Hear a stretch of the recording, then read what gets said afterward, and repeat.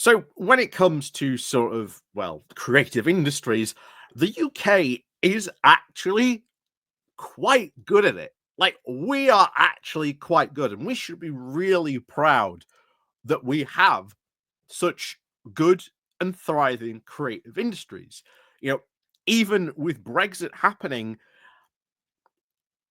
it has done some damage to the creative, areas. Absolutely, certainly when it comes to music and of course tourism. Well, touring, shall we say, with music, not tourism. When it comes to that, but you know, we have done quite well, and I think we should always be really proud of the creative industries that we have. This is why one of the things I'm always pushing for is to make sure that the BBC does sort of keep its license fee and that it gets sort of paid that way, because the BBC is a massive employer when it comes to the creative industries, creative sector, and that type of area. So it is really important that we do keep that open, and that probably we look at maybe doing to ITV what we did with Channel 4.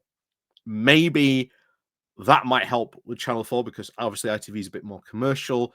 Channel 4 is a bit both on it, but it has, again, by itself, Channel 4 has done some fantastic stuff. So I'm not diminishing any of the other channels or other stuff that they've produced, but this is just a good moment where, the UK creative industry is still very good. It is still very vibrant, but it can be better.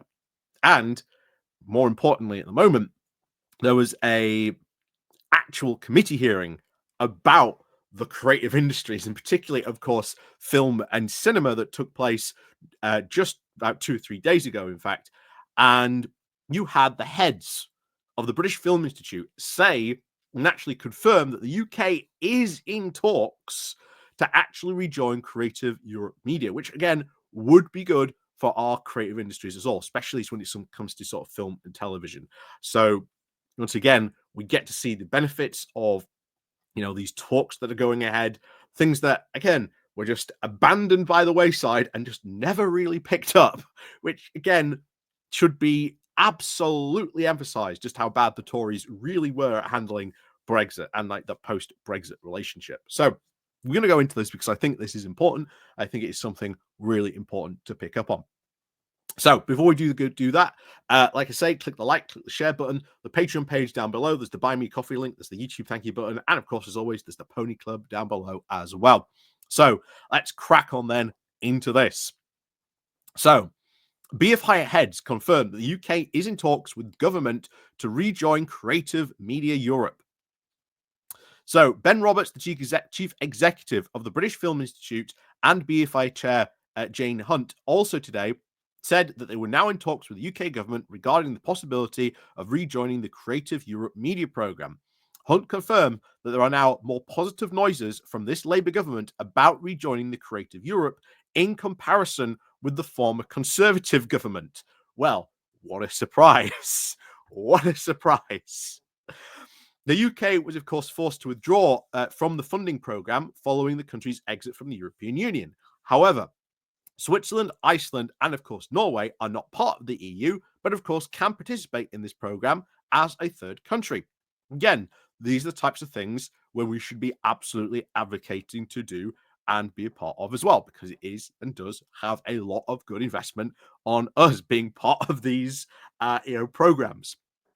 So, according to the BFI, the UK received approximately 80.5 million euros from the European funding during the period of 2024 to 2020. By 2020, by 2020, extra 20 there. Obviously, via Creative Europe Media Programme. Some of that 36 million euros was targeted towards distribution of UK films in Europe, while UK companies received over 44.5 million euros.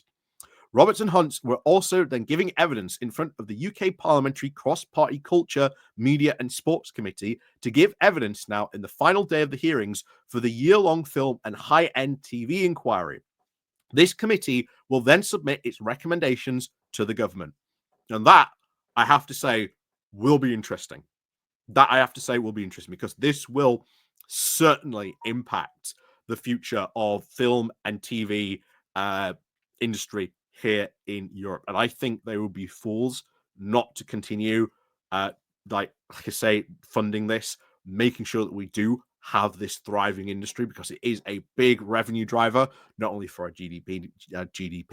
It is really good culturally that we have all these programs. It is really good for jobs up and around the country that we have this type of thing as well. So, focusing on this and doing this good.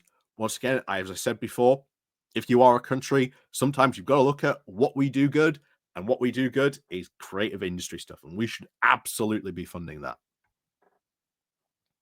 So the BFI heads did also outline the many funding shortfalls that the UK film sector had. Roberts said the UK's return to the creative media Europe, and of course, in what form, was not yet, of course, clear. He did, of course, say that securing long-term funding for the system for the UK Global Screen Fund was, of course, now the immediate priority, coupled now with bolstered government support for its distributors and cinemas, with Hunt saying exhibitors are now staring down the barrel of a crisis. Again, you've seen that a lot. Lots of cinemas are struggling at the moment, really struggling. And we're not talking just from like small independent cinemas. We are talking big chain cinemas. So you are really looking at a serious crisis in the distribution sector. A lot of people are, of course, pointing their fingers at streaming.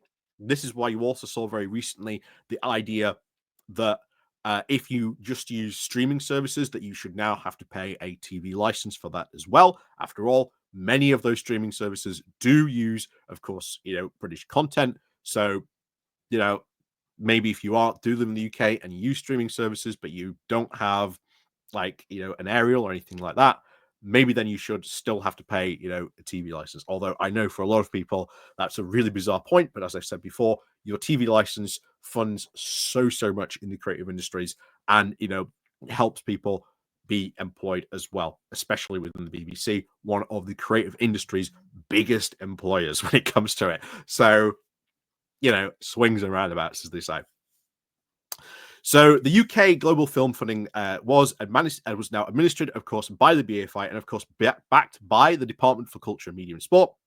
The initial 7 million fund was, of course, launched back in April 2021 to bolster international development and distribution opportunities for the UK's independent screen sector, which again was good, was really good for that. In fact, part of I don't know if people realize, but Games Workshop really involved quite heavily with the voice acting in the War of the Rohirrim film. So while the animation of it was, of course, not dealt with here in the UK, the voice recording for it and the sound recording for it was done here in the UK. That, I believe, was part of this, because it did end up being, I think, part of this, at least from what I can see, at least from what I can remember, as part of this program. So again, it can have a big impact on a whole wide range of different things. But there you go. So Roberts obviously said that the UK global screen funding did show that the UK had to be a very arms wide open now to the co-production, as well as acknowledging that to be one of the most in-demand funds, with only about 18% of applications actually successful. Again, just goes to show you how many of these independent things rely on these grants and things like that. But again, funding, things like that, again, ever, of course, always a problem with, making films. But there you go. So recently, of course, 7 million funding was recently secured by the DMCS for its 2025-2026. Roberts said that he would like to see, of course, further funding being given a long-term security and, of course, doubled. Again, I'd like to see that doubled as well. And, of course, being given that form of security, like I say, that provides a lot of jobs here in the UK when, these types of things are funded. It's a very good fund. It's proven its success. Rejoining things like Creative Europe Media, I think, will also be very good for the UK as well, for our sort of, creative industries as well, especially when it comes to film and TV. So we'll see. I hope this is something that we do rejoin. This will be a very positive mood for step forward.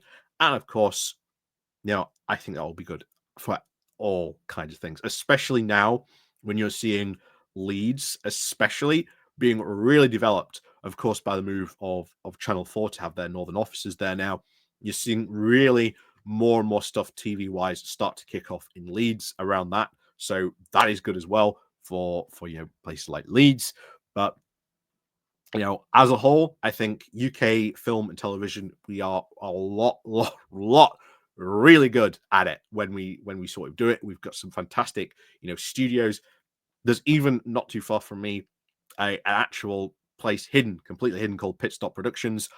They are basically an international, sound, film, and recording studio, and they're based right here in Barnsley. And yeah, it's great to have that type of thing here in this town. But I could go on for hours about this, but yeah, I'll try not to stop blabbing on. But yeah, anyway, let me know what you think down below, because I think this is good. I think this will be a very good step. I want to see us, like, not only rejoin Creative Media Europe, but I really want to see our government really focus on sort of how it can help film and TV. It will be really good to see them really invest in this. So lots of opportunities, as we've said before, that the Conservatives never really took up on. But there you go. So as always, thank you very much for watching, and of course, as always, we'll see you all next time.